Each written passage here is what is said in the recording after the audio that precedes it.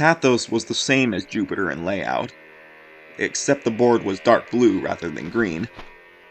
The first thing I noticed was all the usual level icons had been replaced by a blue rock, in some kind of orange honeycomb shape. There was one icon that had part of the jungle icon shape, but I didn't pay much thought to it. I checked the other side of the board to see the new monster. Instead of Hedorah, it was Biollante. But that couldn't have been right. Godzilla vs. Biollante didn't come out until 1989, and this game was made in 1988. Perhaps Toho put Biollante in the game to build up excitement for the movie next year, but changed their minds. I tried to rationalize the game's abnormalities any way I could, but this would prove to be futile. Pathos' map song was the first new song I heard in the game. Like most of the new songs, it was hard to describe. I'll try. It started out slow and suspenseful, much slower than any song in the game. But every 12 seconds or so, there would be a loud crashing sound, and the tempo changed. It was like the composer randomly played parts from 5 different songs with the same instruments. I moved Godzilla over to one of the many blue rock icons that had replaced the jungle icons, and started the level. The level resembled a blue mountain range with a blood-red planet in the sky. But there was something odd about the mountains. They had a shredded paper look to them. I thought at first maybe the glitch had affected it, but it looked far too intentional. I quickly noticed something else about this new level. There were no enemies. At all. Not even any obstacles. I should also mention that this was where the point meter started to become glitched beyond comprehension. But it didn't bother me much. I never kept up with the game points. So, without having to focus on anything, I listened to the music while walking through the level unopposed. The music had a sorrowful feel to it. It would have been rather pleasant, had I heard it in a normal game. The level went on for 3 screens, but with no obstacles around, I finished it very quickly. I tried other levels of the same type to see if any enemies appear, but there were none. There was little else to be seen in the Blue Mountains, so I tried the other level type. I started one of the orange levels, and my eyes were assaulted with the grotesque background of tumorous orange eyes. The sky was the same as the ground, so I assumed the game was indicating that this level takes place in a cave. The only enemies here were Matango spawn, but as you can see, the little demons were everywhere. The music certainly didn't help, with a mixture of screeching sounds and loud drum beats that sounded like a monster's theme in a horror film. After completing it, I tried avoiding playing through any more of these levels whenever I could.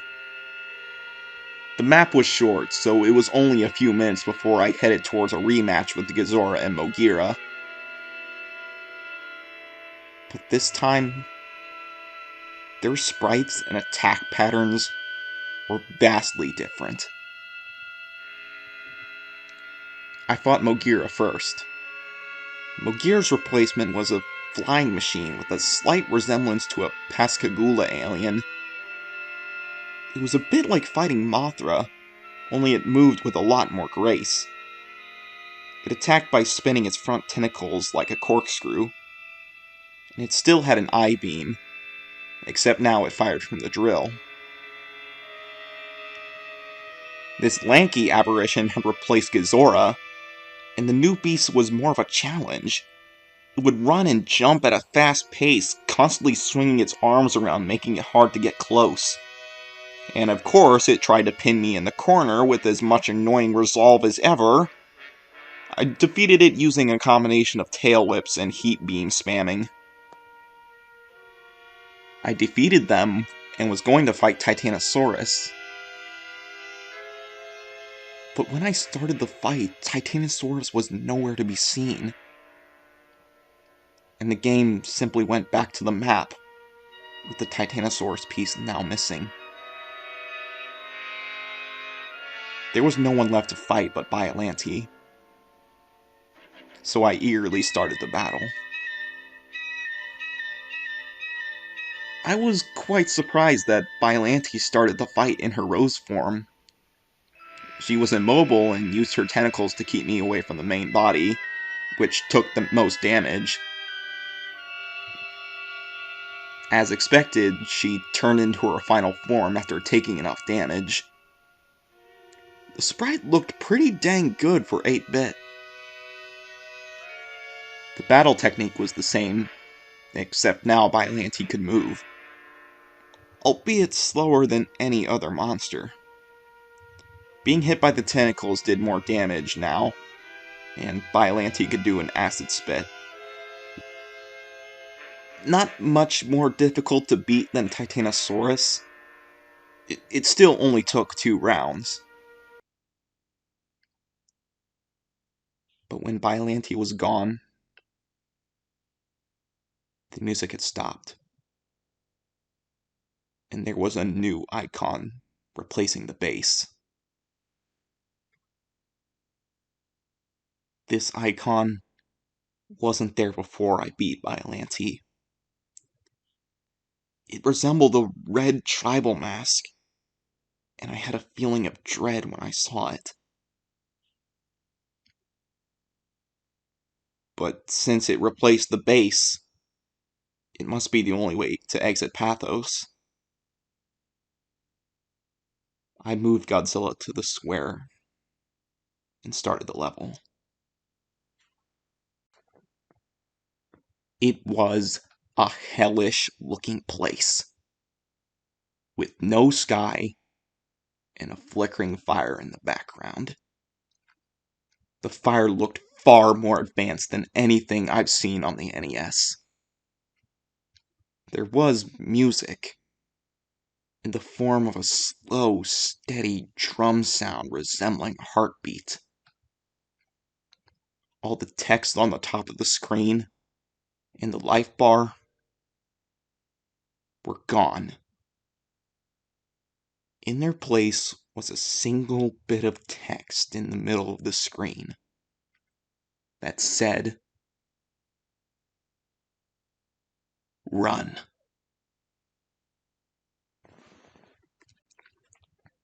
My feeling of dread had intensified. I cautiously walked through the level. But like the Blue Mountains, there were no enemies.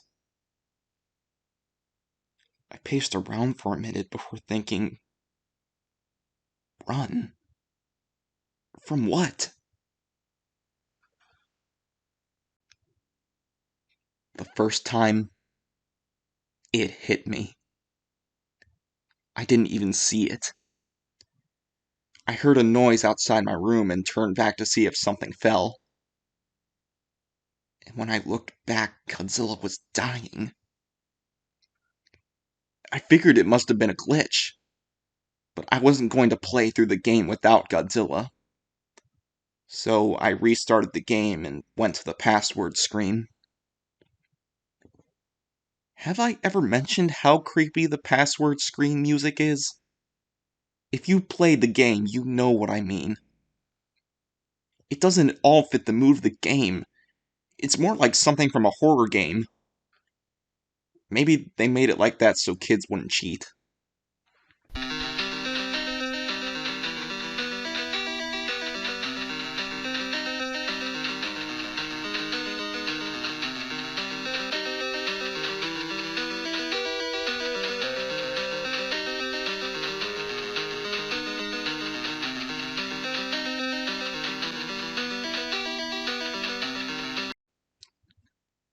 I was quite annoyed at this point, because I thought I was going to have to fight all the monsters again.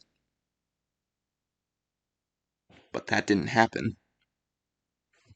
The game started me off right where I was before I started the red face level. So I tried again,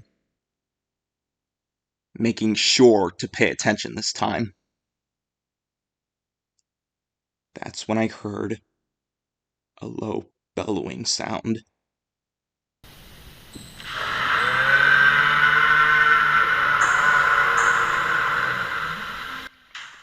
And then I saw it. This thing. Do you know that feeling your body has when you feel like you're in extreme danger? You start to recoil and tense up as the adrenaline flows through your veins. And your nerves start to feel very cold. That's the feeling I had when I took this screen cap.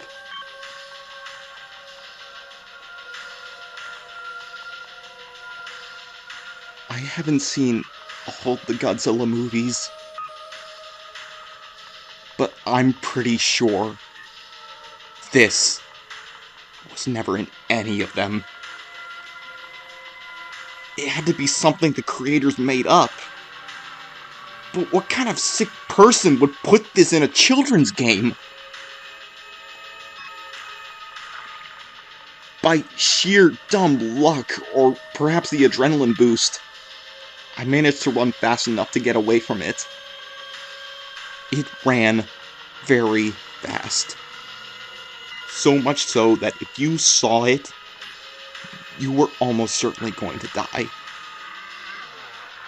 And when I say die, I mean your monster gets killed instantly if the creature touches them.